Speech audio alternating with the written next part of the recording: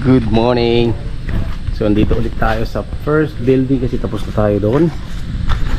At magwa-wiring ulit. Yan.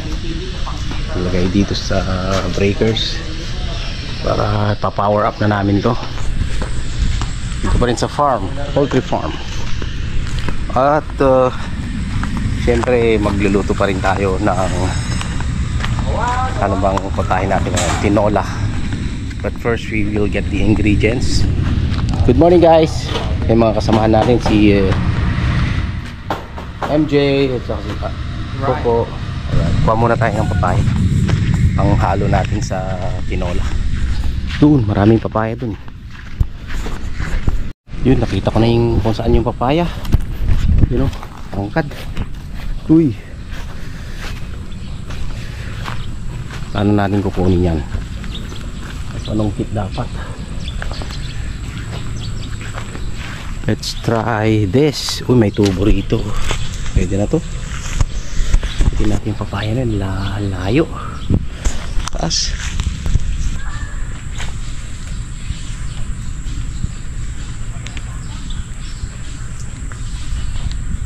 Ang hirap naman.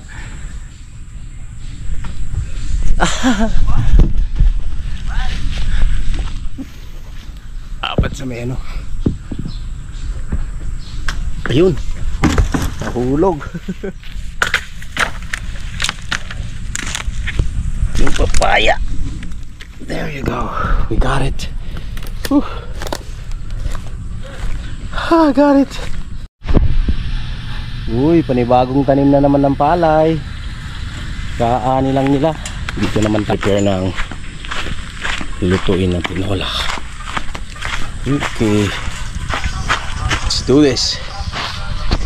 Prepare muna natin yung mga ingredients. Diyan lang kayo ha. Yan, balat tayo ng papaya. Alright, pang tinola.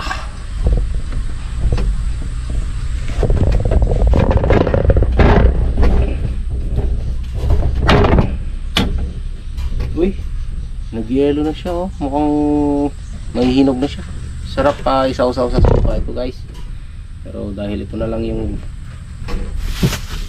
ingredients natin for tinola. So, ha? Hiwa-hiwa.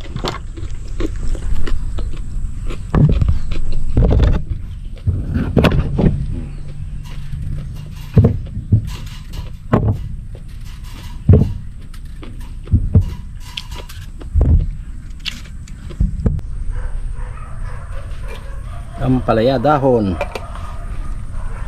Tapos pwede na nating isalang after washing the chicken, pwede na nating isalang.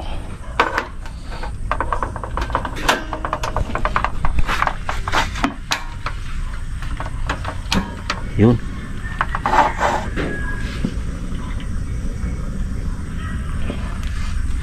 Ito natin. Yan, so ang ginagawa ko po dito, usually my style is pakukulahan ko muna yung chicken, then igigisa ko siya. Pagka nagmantika na siya, saka ko igigisa itong luya, bawang, sibuyas hanggang mag brown siya, mag brown. Ito, pag nag brown na yung ano. Yan, so hinango muna natin yung chicken kasi isa lang yung lutuan natin. Yan, at time to gisa. Ang una namin ginigisa dito is yung luya. Tapos igisa din natin itong chicken hanggang mag brown siya.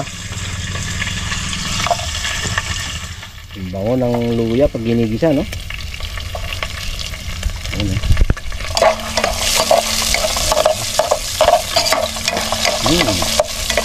Pagsabay na natin to.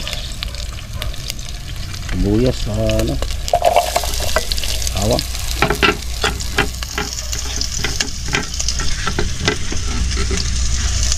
Do the cooking.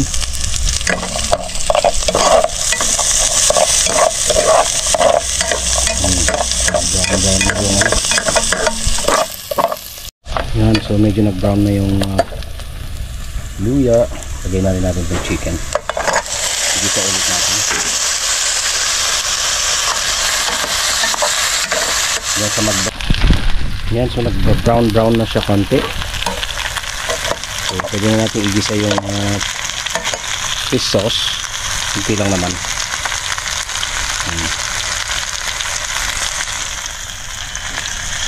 Mas gusto ko kasing ginigisa yung fish sauce, yung bagoong, para manunuot siya sa chicken.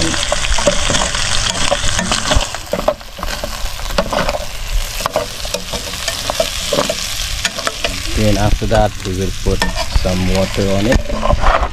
Nagisa na siya. Put some water. Ayan, tignan na natin. So after 5 minutes na tinakpan natin, okay, nagisa na siya, pati yung bagoong.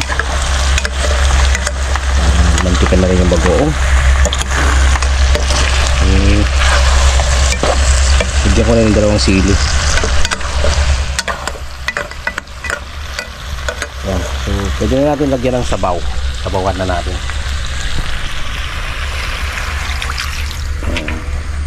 Kasi nagisa naman na yung bagoong. Nanoot na yung lasa niya. Then next is the papaya, and then the dahon ng ampalaya. Usually some would prefer yung dahon ng sili. I would love to have a dahon ng sili as well, but wala tayong available, so ito na lang, dahon ng ampalaya. Choosy ka pa, diba? Takpan natin, pakuluhan natin.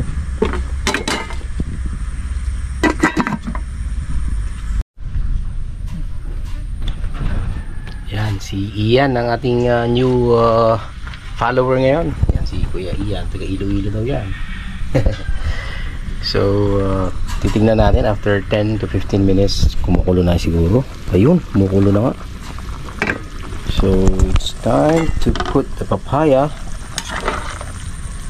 Yan, lambot na yan kasi pinakuluhan din natin kanina eh. Tikman ko ka kung balasa na siya. I love it. Pero hindi pa yun ang tunay na lasa. So let's put the papaya na. And last would be the dahon ng ampalaya. Alright, takpan ulit natin. Siguro mga 5 minutes pwede na.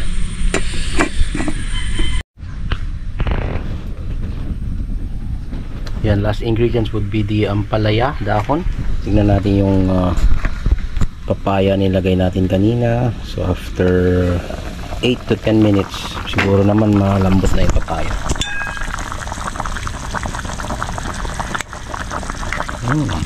Good job. O, diba? Bango. Taste test. Okay na siya. So hugasan na yan kanina. Yun. Then we're good to go.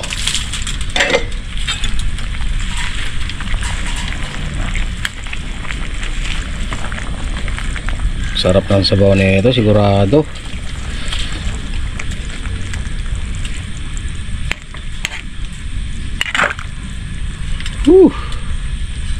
Diba? Talo-talo na to. O, diba? Ang sarap.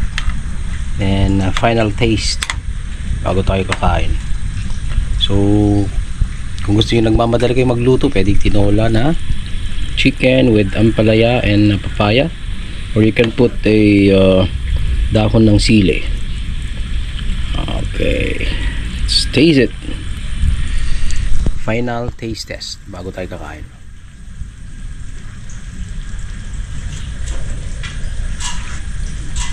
Wow, sigurado na naman. Kawawa na naman ang kanin natin ito. Ubos kanin to. Sarap. Tara, kain na tayo.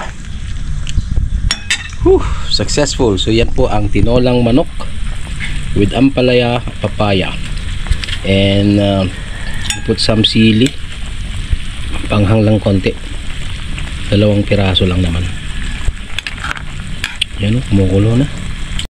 Time to eat. Ayan na po. Yan si MJ. Masarap ba, boss MJ? Quality, boss. Quality. Quality. Ayun. Bitter na bitter, guys. Yung palaya. Loko to ah. Ayan ko nga. Ayan yung sabaw ko na-overcook. Oh, sarap po. Ang dami kong sabaw. Ito lang yung bite niya. Para kang Let's get nagulang some rice. Papaitan. Nadala ng papaya. Basa ba yung kanin? Hindi naman. Hindi, sakto lang. Yan na, Oh. sakto lang. Or magbato ko ng bagong Walang kutsara. Ang dami. Yan ang Ito to. Direk, nandito na yung leg mo. Nandun o. Naiwan. Ayun. Oh. Oh, pinang kukutsara. Let's eat. Mukbang tayo ngayon. So, luto na kayo ng tinolang manok. Thanks for watching.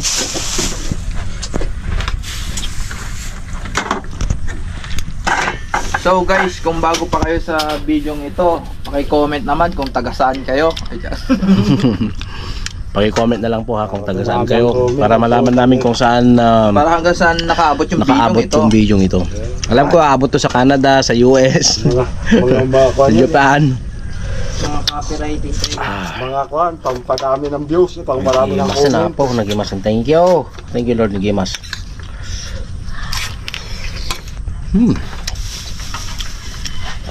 Thanks for watching. Narabaw gayam di imasan miskin. Agim